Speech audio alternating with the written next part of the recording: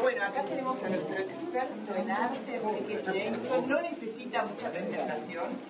Les agradezco a todos que estén aquí, que hayan venido. Enrique es codirector de Galería Vermeer desde el año 73, ¿no? Codirector junto a Beba Jameson, que es su mujer, desde el año 73, así que bueno, como saben, si hacen las cuentas, la galería está en vísperas de cumplir los 40 años con una trayectoria realmente impecable, ¿eh? Una galería que ha sido también semillero de importantes artistas que luego se convirtieron en grandes que pasaron por Vermeer, como por ejemplo Joaquín Torres García, Juan Valleplanas, Roberto Eisenberg, Luis Felipe Noé, Lucio Fontana, Jules Solar, Víctor Cúnzulo, Gramajo Gutiérrez, bueno, y tantos otros, ¿no? Gracias. Pasaron desde el más allá. Desde el más allá, bueno, pero pasaron, ¿eh? Desde el año 69 también Vermeer se dedica al mercado de las subastas y en el año 90 nace Verbo Subastas, de la cual Enrique Jameson también es director. Así que, bueno, los invito a compartir esta charla, el mercado del arte y su historia en la Argentina con Enrique Jameson. Bueno, había un personaje en la televisión, un personaje cómico, que decía: antes de hablar quisiera decir dos palabras. Esta es una charla informada. Por lo tanto, lo que ustedes quieran aclarar, aún en medio de conversación, pueden interrumpirme, hacerme preguntas que aclare determinado concepto y proseguimos, que la mejor forma es que ustedes se informen. A ese fin viene para acá. Bien, ustedes saben que el mercado de arte tal como lo conocemos, es decir, galerías preparadas para exponer, paredes neutras, pintores que exponen las novedades, en general galerías dedicadas a la vanguardia, galerías dedicadas a la revisión del arte, nace en el siglo XIX. Entonces, ¿cómo hacían los pintores anteriores, el Renacimiento, todo eso? Bueno, tenían quienes los cuidaban y pagaban para hacer sus obras. En la etapa posterior a la Revolución Industrial, solo el único mecenas es el comprador de obras de arte. No existen lamentablemente otros mecenas.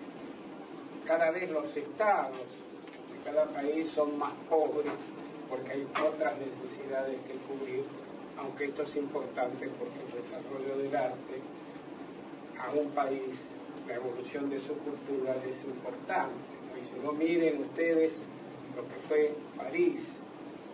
París fue una ciudad dedicada estéticamente a todo lo bello, no solamente el arte, sino la arquitectura, en fin, todas las cosas. Si bien perdieron la guerra con Napoleón, ganaron la batalla cultural a Londres, que era otra de los que quería asomar, y la perdieron definitivamente. Londres se volvió en el mercado de arte, pero el artista, para ser importante, debía pasar por París. Pero esto, para no alargar demasiado, voy a entrar en el desarrollo del mercado en Argentina. Una pregunta que me hacen: el pintor más importante del siglo XIX en Argentina fue, sin lugar a dudas, Prilidiano Pueyrredón. ¿Cómo hacía Prilidiano Pueyrredón para exponer? ¿Dónde exponía? Había, por ejemplo, una ferretería naval de Fusón y Hermanos. Ahí colocaba generalmente Prilidiano las últimas obras que iba pintando para que la vean, por lo menos. Él venía de una familia patricia, no era el dinero lo más importante, pero era un pintor que incursionó en temas casi prohibidos para la época. No sé si ustedes conocen un famoso cuadro, hoy propiedad de la colección Blaquier, que es La Siesta. Les voy a contar una anécdota porque hace un poco cómo era la historia del arte, del mercado de arte en la Argentina en el siglo XIX.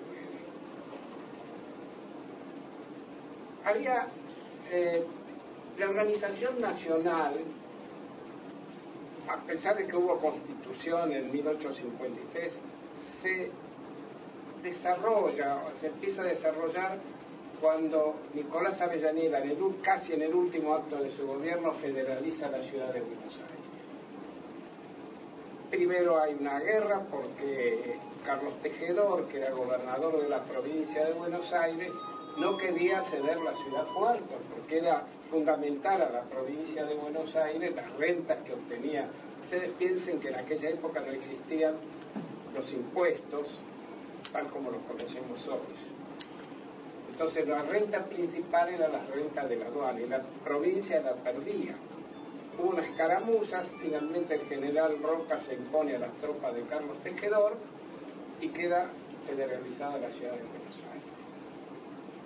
Y empieza entonces a emerger a través de esta concepción que tenía lo que se llamó la generación del 80, la idea del desarrollo, que fue limitado, digamos, pero que de alguna manera significó que haya ricos en la Argentina dispuestos a coleccionar obras de arte. Y por supuesto la mirada es hacia el exterior. Dos grandes coleccionistas fueron Guerrico, el cual en el Museo Nacional de Bellas Artes de Buenos Aires hay gran parte de lo que fue su colección, y otro coleccionista importante, aunque de menor potencial económico, era Aristóbulo del Valle, político que dio nacimiento a ese partido famoso que fue la Unión Cívica, que se transformó en la Unión Cívica Radical. Y a propósito de esto viene la anécdota de Emiliano Pueyrredón. La Siesta es un cuadro, Emiliano era un personaje muy especial. Él había ido varias veces a Europa. Hay algunos bocetos de viaje muy interesantes de él, pero se impregnó de la cultura europea y el tema de los desnudos era casi prohibitivo dentro del arte argentino. Y él pintó para colmo dos mujeres en una cama en la obra La Siesta, completamente desnudas. Por supuesto la interpretación corría por cuenta del que la miraba. Pero es interesante que él, como no encontraba, por supuesto, comprador para esas cosas, y era muy amigo de Aristóbulo del Valle, le regala estas obras, La Siesta, a Aristóbulo del Valle. Le avisa que le va a mandar una obra, porque quiere que la agregue a su colección, que para él es muy importante. Antes se avisaba no por teléfono, sino por esquela. Entonces, se la manda. Y en el mismo día, Aristóbulo del Valle, por intermedio de su valet, le devuelve la obra. Sin ninguna nota. Nada. Aristóbulo había viajado muchas veces a París y había ido de compras, pero se ve que el espíritu no lo había impregnado todavía. Ese cuadro, aunque es para mi historia, es muy rico porque ese cuadro pasó por mis manos. Pertenecía a la familia Colman. Colman era un gran abogado, fue juez, que se lo habían dado en el año 41 como parte de honorarios por una sucesión. Por supuesto, él tenía dos hijas mujeres, nunca lo quiso colgar el cuadro, lo tenía en un sótano. Pero bueno, avanzó el tiempo, él también avanzó, y yo fui a verlo a su casa y me dijo que lo quería vender. Y en el precio que pedía había un solo comprador, que era el doctor Blaquier. No había otro comprador para esta obra, a pesar de todos los tiempos que han pasado. Bueno, esa obra finalmente está en la colección del doctor Blaquier. ¿Cómo entonces se desarrolló. ¿Cuál es la primer galería que surge como galería? Es una galería histórica, tan histórica que yo la llegué a conocer, que era la Galería Whitcomb. Primero ubicada al 400 de Florida, que después, ustedes todos son muy jóvenes, así que lo que pueda decir no lo van a saber, pero había un cine donde estuvo la galería, en Florida 400 había un cine que se llamaba Novedades, que daba documentales o dibujos animados, ese tipo de cine en versión continua. Después se mudó a donde esa no la conocí. Después se mudó a la calle Florida entre Viamonte y Córdoba, donde funcionó muchísimos años hasta que se traslada a un local muy pequeño en la calle Esmeralda, que ahí finaliza y cierra definitivamente. En el año, si mal no me equivoco, 68 o 69, cumplió 100 años y por supuesto la galería tiró la casa por la ventana. Pero fue la primera galería con varias salas para exponer a los artistas. ¿Dónde estaban las demás? No había muy pocas. Estaba una galería Costa. Entrando el siglo ya empiezan a aparecer galerías en competencia con la Galería Whitcomb. Que en principio quiero recordarles que Whitcomb era un artista inglés dedicado a la fotografía. Era una galería dedicada a la fotografía, pero no como arte, sino para hacer retratos.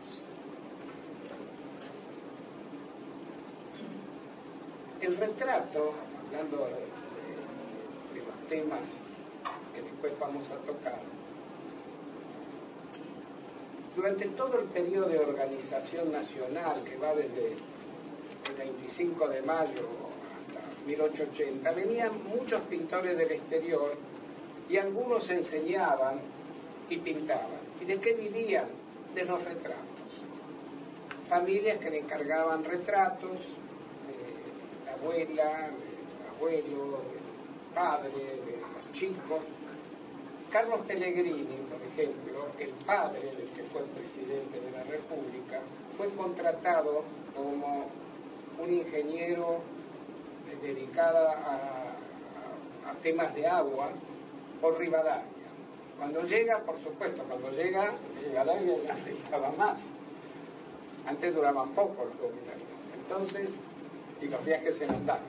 Entonces se queda en Buenos Aires y tiene mucho éxito dibujando, porque él era muy buen dibujante, y haciendo dibujos con retratos de la sociedad porteña. Por suerte se quedó y tuvimos a su hijo, que fue presidente después de la renuncia de Juárez Selman en la famosa Revolución del Parque de 1830. Entrando en el siglo XX, algunos medios, como el diario La Prensa, tenía galería o espacio, digamos más bien, para que los artistas puedan exponer. Y la primera exposición impresionista, siempre hay una doble historia. En el año 1901, Faustino Bruguetti hace su primera exposición en los salones de la prensa y se considera la primera exposición impresionista de la Argentina. Pero el impresionismo de Bruguetti se parecía mucho a los italianos, los Macaioli, que era plenairista. En realidad, el primer expositor impresionista fue en el año 1902 y fue Martín Malardo, que admiraba las obras de los impresionistas franceses, sobre todo de Monet. Y comienza el mercado de arte muy tímidamente. Hay coleccionistas entre la gente de dinero, pero